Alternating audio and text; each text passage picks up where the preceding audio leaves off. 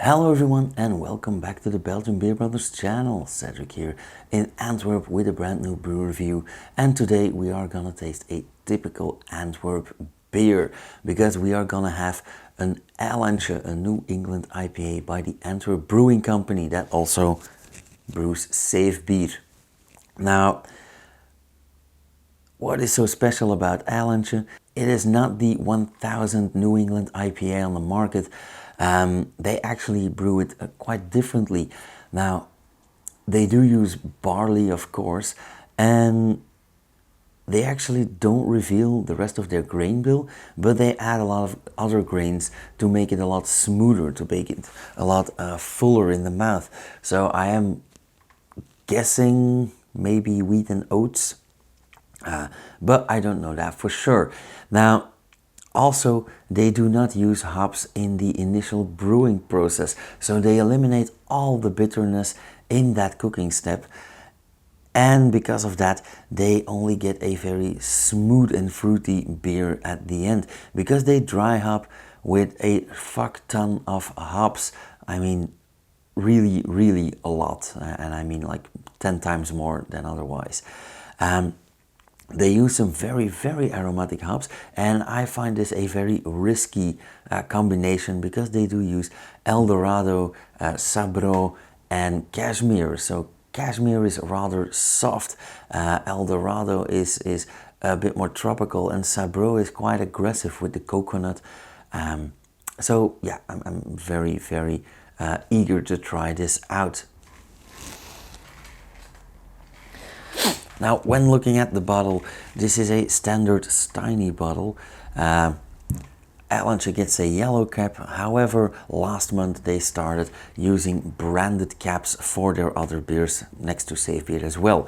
Looking at the label, we do see this old school 20s or 30s guy returning in all their labels and all their marketing. Why is this called Eilandje? Well, of course, because it is very fruity. They also call it a fruity hop extravaganza instead of just a New England IPA. And this guy is clearly on holiday. He's sitting on the beach with a bunch of fruits and watermelons and bananas, some coconuts, some hula dancing lovely ladies. But why is this called Eilandje? Because it is so tropical, and because the neighborhood where the brewery is housed is called it Eilandje as well, because it's sort of an island next to Antwerp. This is a top fermented 6.4% ABV New England IPA. So yeah, let's just dive right in and try this out.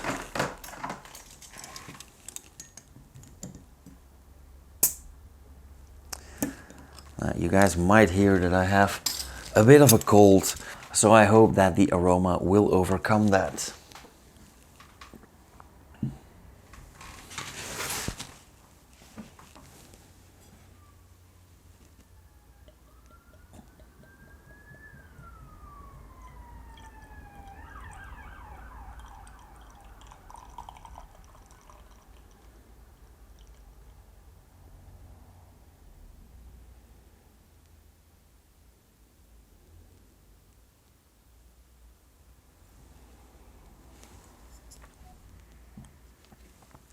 So first things first, the color.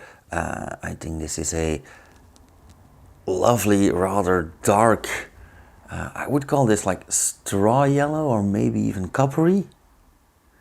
So a bit of orangey yellow. Pretty hazy, which is of course not uncommon for a New England IPA. Very nice. Lovely white foam, nice dense foam as well.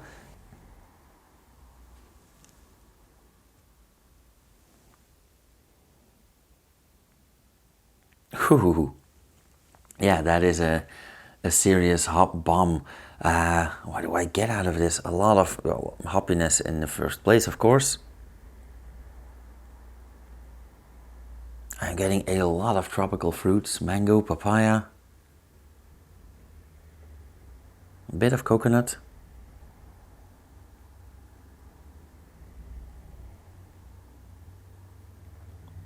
Maybe some grapes and some banana. Very nice. Actually also reminds me a tiny bit of Nelson Sauvin. But as far as we know, that is not in it. Okay, let's check out the taste. Cheers.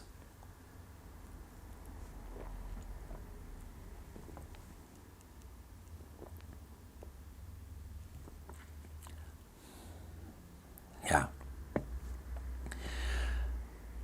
For some reason, this is a very complex beer, a very challenging beer to taste, because of course I do get all those hop aromas. I do get that coconut, I do get that mango, that papaya, all that stone fruit, a bit of peaches even. Now in the flavor, I don't really get that banana, maybe a bit of grapes, not really the banana, but it also has some bitterness to it, but I think mainly a yeasty bitterness. So it nears on maybe like an amber beer. I don't know if that's very logical. But yeah, and looking at the color, I do think that they used some amber malts, some caramel malts. Also, it is very well rounded when it comes to mouthfeel.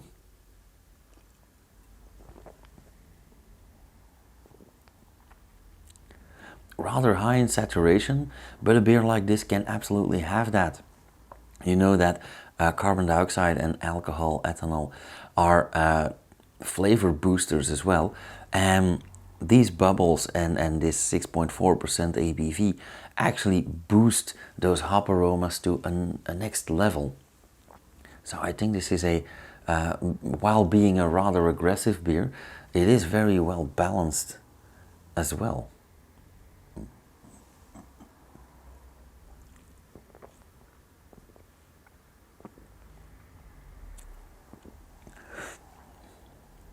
But I think that this is a job well done and a mission succeeded, because they thoughtfully went for a not so bitter, very fruity, smooth, creamy hop extravaganza, as they call it themselves, and they absolutely succeeded in that.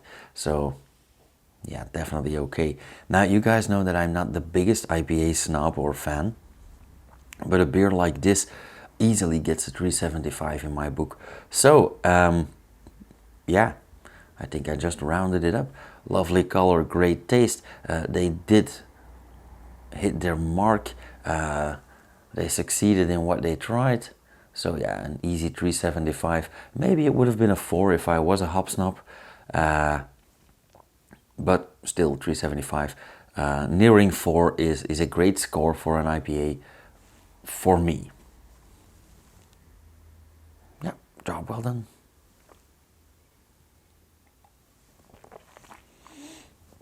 Now, as usual guys, if you guys like this video, let me know in the comments or hit that thumbs up. If you want to see more, subscribe, hit the bell icon. You will get notified whenever I upload something, which should be every Saturday and Sunday at 8 p.m.